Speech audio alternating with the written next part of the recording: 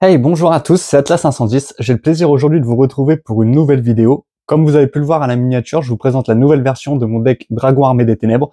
Je vous en avais sorti une l'année dernière qui était très axée sur les fusions, dans lequel je jouais le Dragon Armé des Ténèbres, des fusions héros et des fusions Branded d'Espure. Donc du coup, cette année, j'ai décidé vraiment de l'axer comme à l'ancienne, c'est-à-dire vraiment comme la version Télédad qui avait fait un carnage quand elle était sortie, de vraiment beaucoup plus axé sur les synchros. Donc je vous présente tout de suite ma nouvelle version.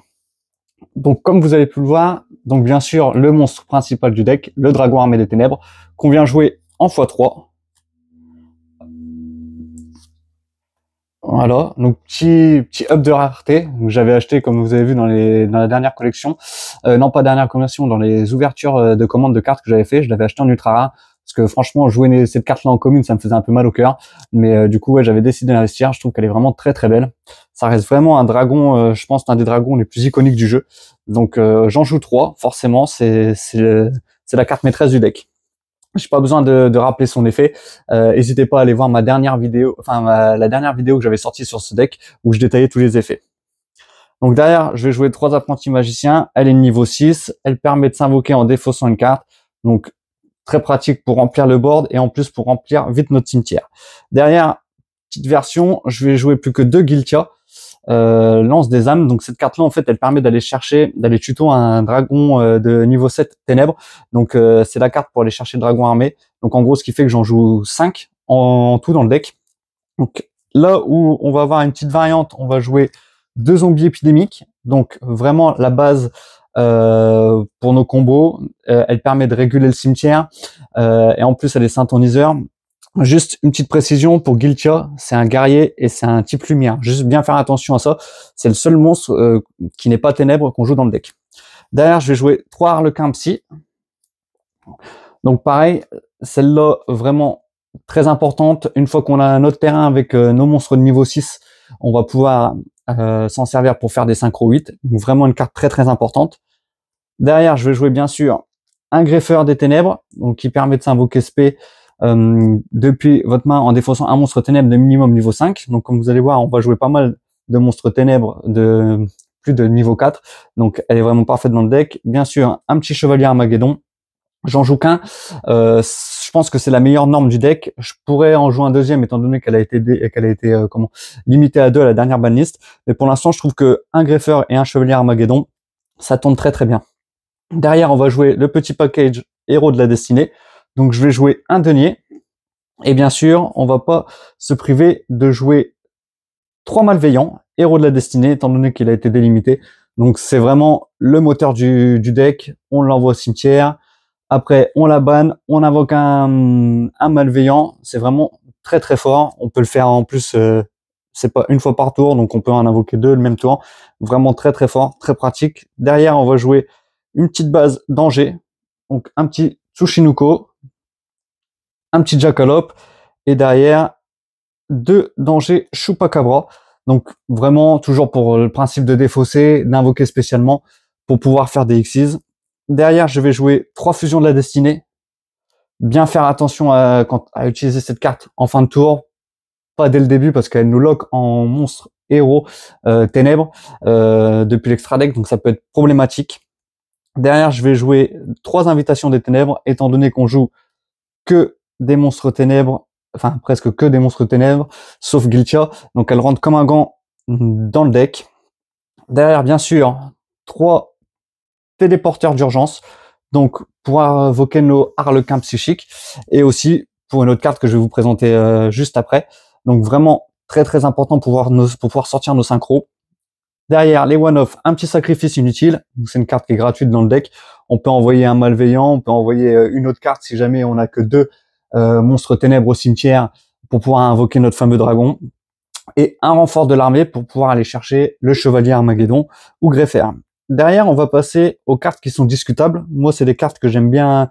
C'est les end-traps, c'est des cartes que j'aime bien jouer. Donc, je vais jouer 2 Nibiru. On pourrait en jouer un 3e, mais derrière, j'ai décidé de jouer Ogre Fantôme et Lapin des Neiges. Pardon, je vais me mettre là pour que vous voyez bien. Parce que si on a plus d'Arlequin psychique, c'est un monstre psychique que je peux invoquer avec téléporteur d'urgence. Donc ça peut vraiment, dans certains cas, être utile de l'avoir. Bien sûr, derrière, je vais jouer 3 gouttelettes de l'interdit. Donc cette carte-là, elle est juste gratuite dans le deck. Excusez-moi, je vais redécaler un petit peu. C'est peut-être un peu tard, mais l'essentiel, c'est que vous voyez quand même les 3 cartes. Donc 3 gouttelettes de l'interdit. Donc c'est vraiment très très fort. Envoyez un nombre de votre choix d'autres cartes depuis votre main et votre terrain au cimetière. Donc quand on est deuxième, c'est vraiment gratuit. Elle peut nous faire carrément notre dragon armé des ténèbres en une carte, c'est vraiment très très fort. Un peu comme fusion de la destinée. Pareil, dans l'extra deck, je joue une fusion qui nécessite 3 monstres héros de la destinée.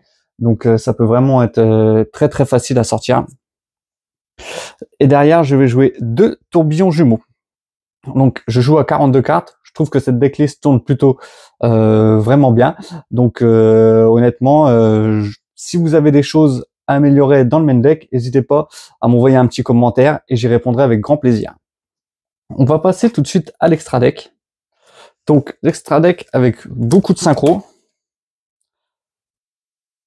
Donc, je vous présente ça tout de suite. Donc on va jouer un hyper bibliothécaire TG, donc qu'on peut faire avec les dangers et puis avec un zombie épidémique ou un harlequin. Derrière, un petit dragon de la barrière de glace Brionac, du coup, qui est de niveau 6. Pareil, un monteur hyper psychique, qui peut être très pratique pour gérer les bords adverses. Là, je remets tout ça en place. Derrière, on va jouer un dragon corail. Pareil, encore un synchro de niveau 6. En plus, très pratique, c'est un dragon synchro synthoniseur. Donc ça peut être très pratique pour sortir d'autres synchros encore plus grosses. Derrière, je vais jouer un Bills. Carte très très dure à gérer. Donc non destructible ni au combat ni par des effets de carte. Lorsque vous recevez des dommages d'une attaque impliquant cette carte ou un effet de carte de l'adversaire, cette carte gagne une attaque égale au dommage que vous avez reçu. Donc en plus, c'est un monstre qui facilite énormément l'OTK. Derrière, je vais jouer un Draco Berserker du Tenny. Généralement, j'arrive à finir un Bills, un Draco Berserker, et quand j'ai vraiment une très bonne main, un Dragon Armé des Ténèbres sur le terrain. Donc ça nous fait vraiment un très bon board. Derrière, un petit Lumicatrice Dragon Rouge Archidémon.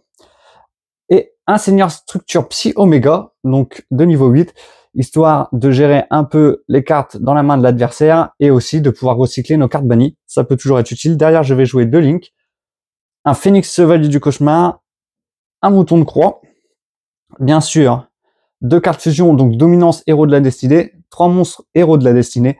Donc celle-là, c'est pareil, si on a la fusion, c'est juste gratuite. Bon, après, elle est détruite à la fin du tour, mais honnêtement, très très fort. Et derrière, je vais jouer un petit Exécuteur Phénix Destructeur, donc vraiment une carte très très forte dans le deck qui nous permet de détruire une carte de l'adversaire, franchement très fort.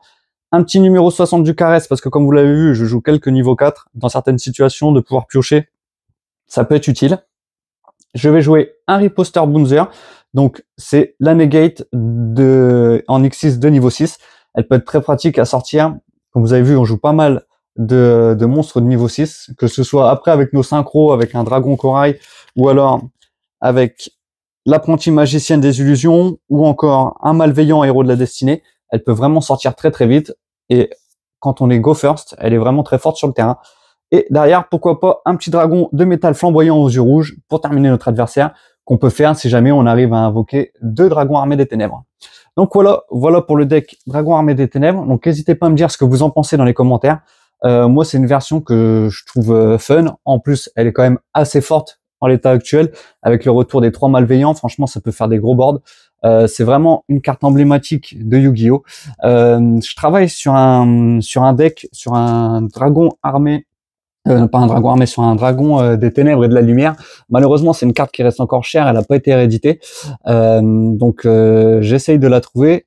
Mais pour l'instant, je l'ai pas encore en ma possession, et dès qu'elle sortira, je vous sortirai un petit deck profile. En plus, il y a du support qui va sortir dans la prochaine extension. Ils ont annoncé une grosse fusion et du support avec des monstres dragons. Donc franchement, je suis très très content.